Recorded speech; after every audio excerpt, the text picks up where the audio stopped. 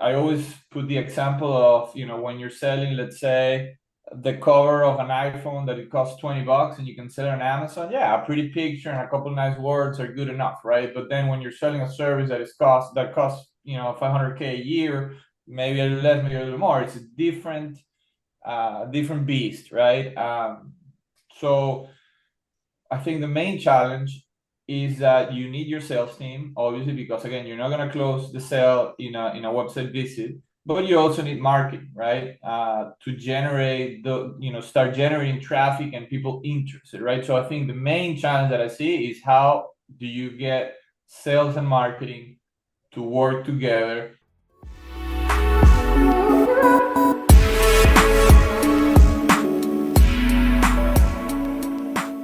Hey, I'm Guy Powell, and welcome to the next episode of the Backstory on Marketing and AI.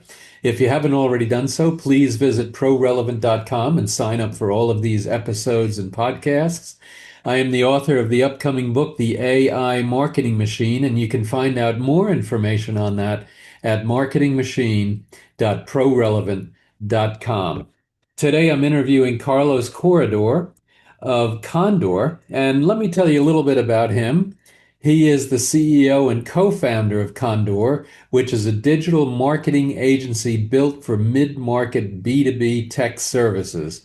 With over a decade in digital strategy and analytics, Carlos has spent his career making sure marketing efforts tie back to actual business results.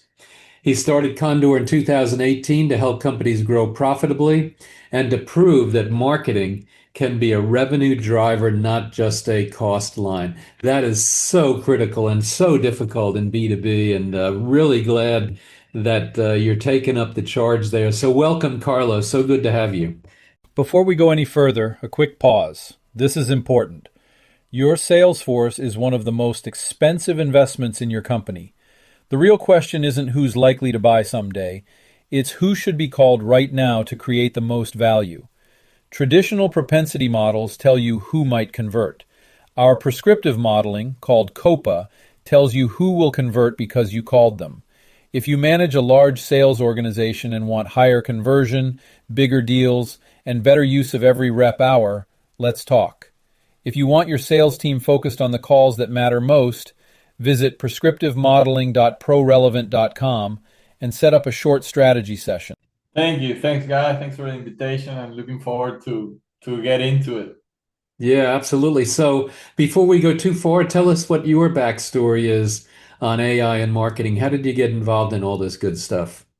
Yeah, so long story short, actually, for marketing, it started with sports. I was the first journalist, then doing websites, and then of course you have to drive traffic to those websites, and those were the old SEO days, and that has evolved a lot during the last, let's say, 20 years. But that's really how it started, and then doing marketing for ourselves when we were a publisher and we had sports websites, and we were frustrated, with the service that was being offered. We were not an enterprise company, right? And we felt that most agencies or experts were really trying to serve just at the enterprise level, right? So we ended up doing the marketing for ourselves and generating traffic and looking for our clients, and then we saw an opportunity to do that for others, right? So especially, I grew up in Venezuela. I've been living in the US for 15 years now, but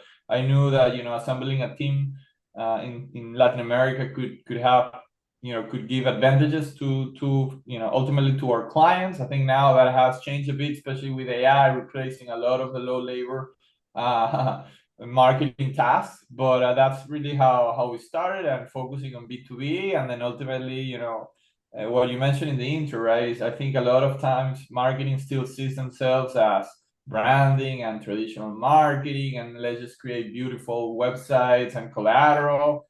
And nowadays, you have to drive some pipeline, right? Otherwise, you're not gonna get significant budgets, or you're not gonna be part of the adult conversation, right? So that's the problem that we're trying to solve today. Yeah, that is so critical, and B2B is so much more complicated than consumer. In the consumer world, you have a lot of money to research and understand, and you've got a very direct kind of connection to the customer, and you've got a relatively short decision cycle, whereas in B2B, long decision cycles and complex sales and a lot of people involved, and so definitely marketing has to prove its worth. So tell us a little bit about that. How do you guys handle that?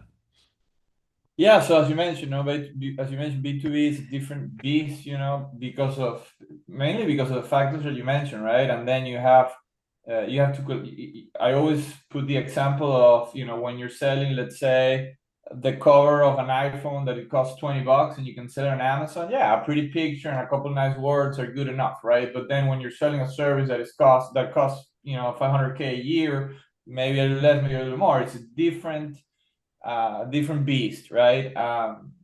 So I think the main challenge is that you need your sales team, obviously, because again, you're not going to close the sale in a website visit, but you also need marketing, right? To generate start generating traffic and people interested, right? So I think the main challenge that I see is how do you get sales and marketing to work together, to know that they need each other, right? As opposed to just,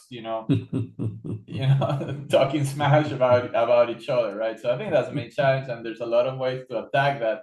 But ultimately, I think it's just putting time and simply the mindset of, hey, we need to solve this, we need to work together and not as enemies. Yeah, well, when you accomplish that, let me know. No, it takes a village, and it will never be 100% done. But Yeah. even if you're halfway there, you're way ahead of most companies. How true, how true. So tell us a little bit about what works and what doesn't, especially as it relates to some of the AI tools that are coming out in B2B marketing. Yeah, so in I think nowadays it's very common. People are using it. Let's say when you talk about AI, 90% of people say, "Oh yeah, of course I use it. I use ChatGPT all the time." And obviously, that's not enough, and that can even be dangerous, right? One of the things I always say is now everybody thinks that they are a copywriter, so they start putting messages out that sound very empty or very technical or very just made by AI, right? I think in B2B, which is a corporate environment, it's very easy to fall there and it sounds like it's professional, right? But it doesn't connect. It's not human, right? So I think that's, just by using ChatGPT, first, it's not enough. And second, it can even be harmful, right? And we were talking in the teaser before, right? You have to go beyond that. You have to start building your own systems.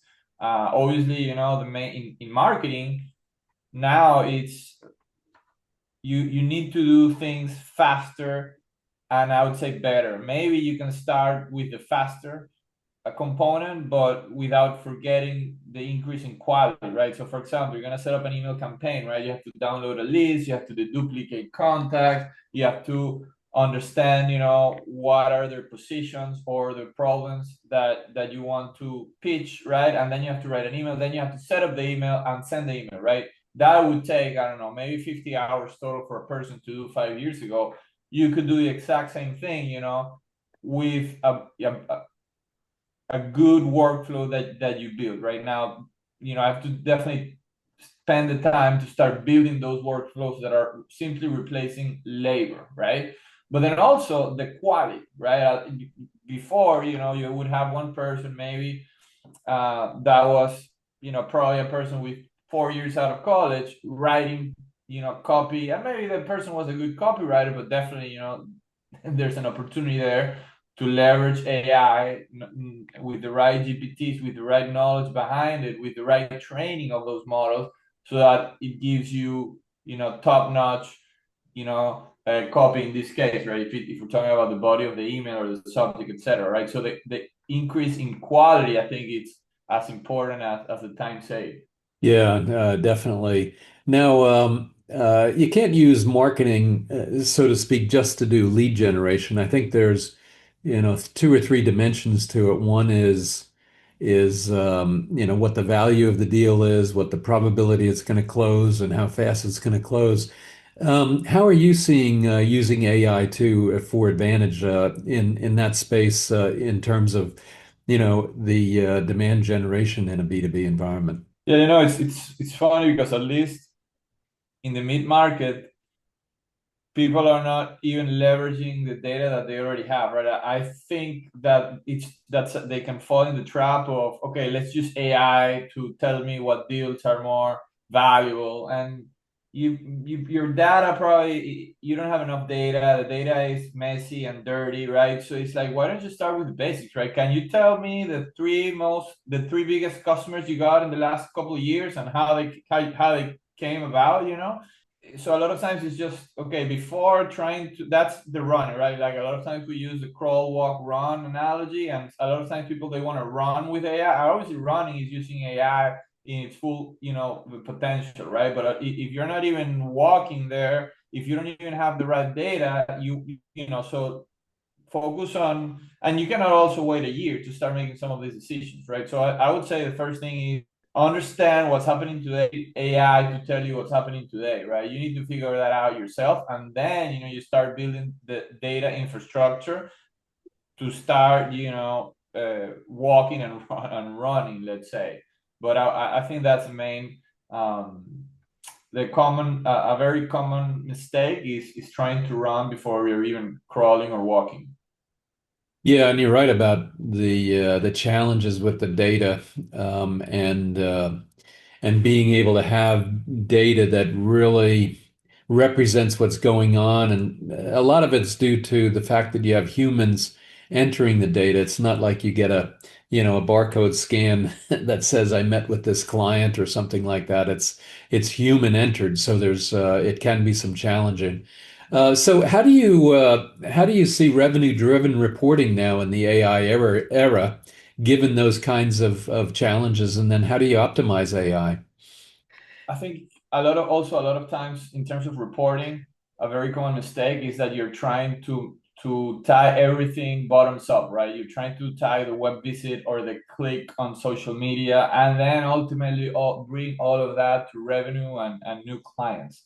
And not that the technology is there or that you should try and do the best you can there, but you have to start with a top down approach, right? You need, as I mentioned, you need to ask, okay, we what was the last client that we closed? Okay, it was Acme Company. Okay, Acme Company.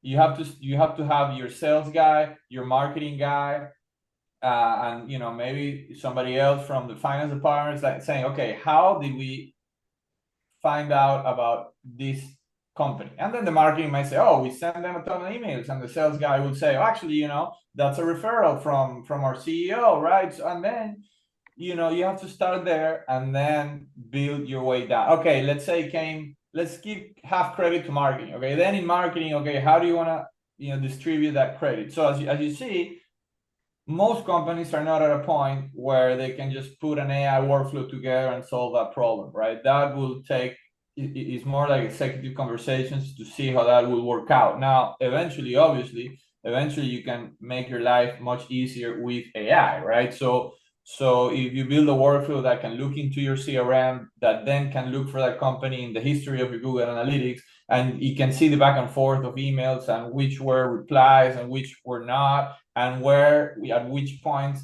the potential client engaged more, and what were the points that were closer to the discovery call or the opportunity being created. Then you can start building an automated system that gives fractional attribution to different touch points and channels, right? But again, most importantly, you need to start with some common sense amongst the most important stakeholders first.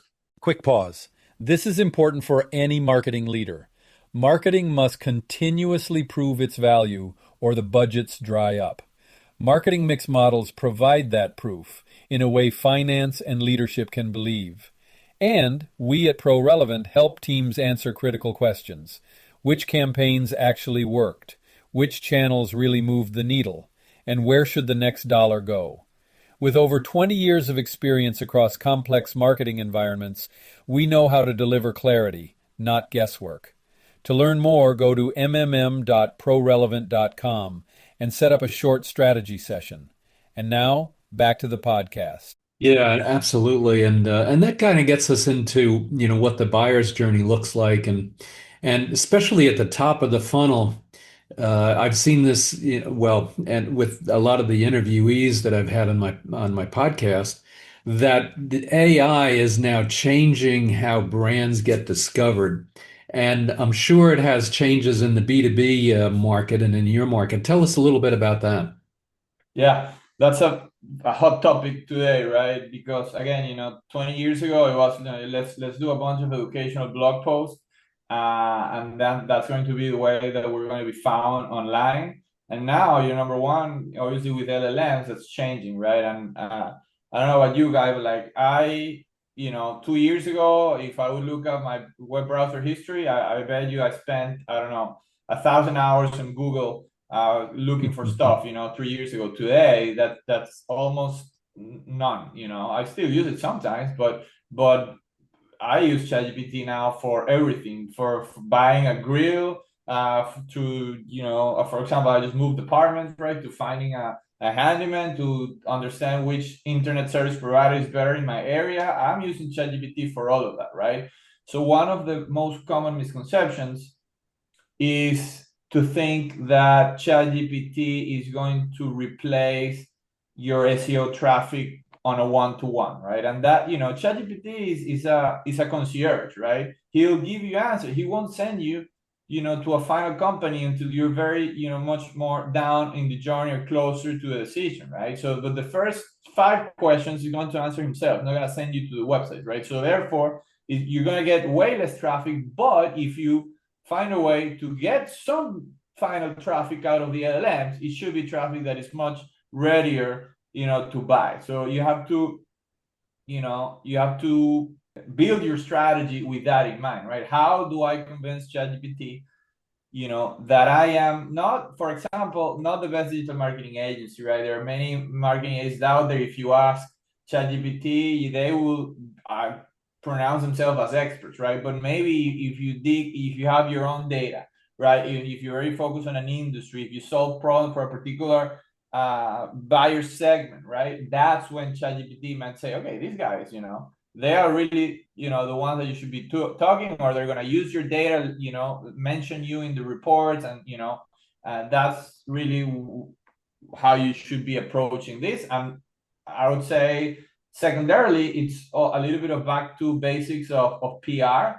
There's not really tricks and meta tags that you're going to trick the crawlers, right? ChatGPT will know, right? They will search YouTube channels. Are you seen as the expert, in different YouTube channels or interviews or news outlets or podcasts, right? Because if you're not there, he's not gonna trust you to provide you as a recommendation in this answer. So it's a little bit back to basics, that you need to be out there with PR and then a little more traditional branding, marketing efforts. And I think it also means you need to well, not design your website differently necessarily, but you need to have the content of the website be different in a way that it makes you appear to the LLMs as an expert, and you're providing answers to the kinds of questions that people would be asking. Now, technically, paid search was kind of that way, but the paid search would just point you more or less to the website right away, as opposed to AI giving you those interim answers and helping the information gathering process at the top of the funnel before, just like you said, before you start moving to the bottom of the funnel. And yeah, very interesting. And I don't know, any other thoughts on that? Yeah, no, I think just be cognizant and have a sense of urgency, because again, marketing departments are especially not really open to change or changing fast. So you as a leader, whether it's a leader of marketing or a leader of the company, you have to make them understand the importance of, okay, guys, forget about what you're doing, right? Let's do keyword research and write articles with high volume keywords so people find. That's not working anymore, right? Again, you need to switch things up. You need to start measuring, the quality of the traffic you're getting from LLMs, and focus on quality other than quantity. Again, today with ChatGPT in the hands of every marketer, the amount of blog post information, and now even certain videos, it's crazy, but the quality is not necessarily increasing, because if you think about it, ChatGPT, they cannot create new information, right? They cannot, they won't interview the, let's say, top 1,000 CIOs of Fortune 1,000 companies, and publish a report, right? If that data doesn't exist, it doesn't exist, right? But you can create it, and you can be the creator of that original data. You can buy first party or third party data that is not publicly available, and then start creating value yourself that will then be recognized by ChatGPT. So I would say original data, and again, focusing on bottom funnel problems, right? I'll give you an example in the consulting in the IT service, right? If you would provide infrastructure and IT services, you would have a blog post on that says, okay, what's the difference between private and public cloud, right? That's something that you would do, and it was a good idea 10 years ago, right? Or now ChatGPT will answer that question themselves, right? So then you need to be a little more original, and then you need to, maybe if you create an in-depth report that it's okay, private cloud for mid-market companies in the restaurant business. Now you're getting to a place where maybe there's not so much available knowledge or data about that, and if you're the first one to start putting that together, then you're gonna be found when restaurants in that sector are looking for your solutions. Yeah, makes a lot of sense, and you're so right. Now, one of the things that is always kind of underlying things, and we talked about it in the tease a little bit, is the human side, and making sure that there's the right kind of mix between what AI gives you and then the human side. How does that affect what your marketing team looks like, and how does that affect what your team is doing, and then of course, how can you scale your marketing team? Without losing the value from both sides, the human side and then the AI side. Yeah, and it's definitely a challenge. Number one is like leveraging AI, because usually, yeah, especially in B2B, right? The most knowledgeable people are people that have worked in your industry for a long time, right? By definition, they're probably not, AI experts or machine learning experts, right? So if you have that, and it's going to be outside of their comfort zone to start working with AI. They have no clue, right? How to build a workflow, how to connect, that, right? But then if you give this to maybe like a younger marketer that grew up, with this and that, or that has hands-on experience, they don't have they definitely don't have the business knowledge, right? And the right input. So the outputs are going to be, they're going to deviate really from the vision and the mission of the company, right? So first of all, you need to have those people working in the same room, talking to each other and collaborating, right? Because that's number one. And then yeah, it's a plan on how to scale it. I think that goes more about what we were saying of, okay, do we focus on man hours saved first and time saved? Do we start increasing quality, right? And then that probably is a second degree of a problem. I don't know if that's what you meant, Guy. Yeah, no, that's absolutely right, and I appreciate that, and that's certainly one of the challenges. But before we close, I do have one question that actually is a follow-on from what we were just talking about with building the marketing team, and that is, what advice would you give an up-and-coming new marketer? I mean, first of all, be a T-shaped marketer. Know a little bit of SEO and now LLMs, of course, but you need to know a little bit about email marketing, right? Don't feel like other channels are outside of responsibility. Even if you are really good at one, you need to know at least the basics, or a little more than the basics of the other channels, number one. And number two, pay attention and really make sure that you're understanding the business of your clients, right? Because if not, you can be the guru of marketing or whatever channels and everything. And if you don't really know the business that you're into, the company, the challenges, what has worked, what hasn't, what the CEO has in mind, how that, what the customers of that company, the problem that they have, you're not going to be able to do marketing for them. So worry more about the actual business than, the marketing theory and whatever you're saying in your classes or from the marketing experts out there, right? So I would be the two things. Yeah, no, that makes a lot of sense.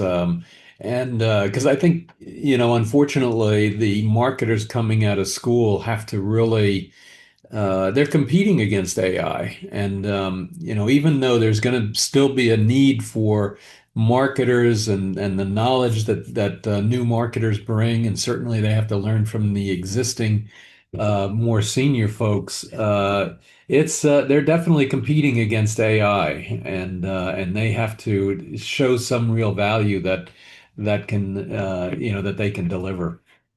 No, definitely. And that's probably, I mean, that should have been my number one advice. It's like, make sure that you are the AI guru, right, of marketing, right? And because it's a wave that you can ride or that it will crush you. So it's up to you to decide. Yeah, and I think the universities and colleges are definitely on the they're under pressure, I think, to make sure that they deliver marketers that actually are hireable. And they have to then be able to use AI and understand it, plus have some really good understanding of the business, of whatever the potential business might be, but to be able to blend those two that they come out and immediately start being able to offer value. Yeah, I just think that the colleges, it might take them a while to get the rest. So I think, students are a little on their own, at least, it's going to be like that for a couple more years at least. So, Yeah, yeah, maybe. I hope not, though.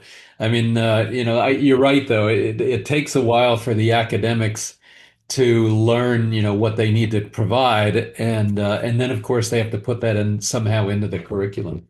Well, Carlos, thank you so much. This has been fantastic. I'm glad we were able to set something up, and it's always great to talk about B2B. I was when I was when in my first marketing roles, we were selling both the B2B and B2C, and it's always good to to spend some time in that. Thank you so much.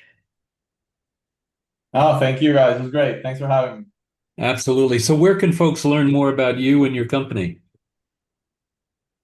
So our website is Condor Agency, Condor like the bird, agency.com. And then Carlos Corredor, and you can find me on LinkedIn or via the website, and glad to talk further. Fantastic. So condoragency.com, condoragency.com. Well, anyway, again, thank you, Carlos. And for the audience, please stay tuned for many other videos in this series of the backstory of marketing and AI. And if you get a chance, please go to marketingmachine.prorelevant.com and find out more about my upcoming book, The AI Marketing Machine. Again, Carlos, thank you so much. Thanks, guy.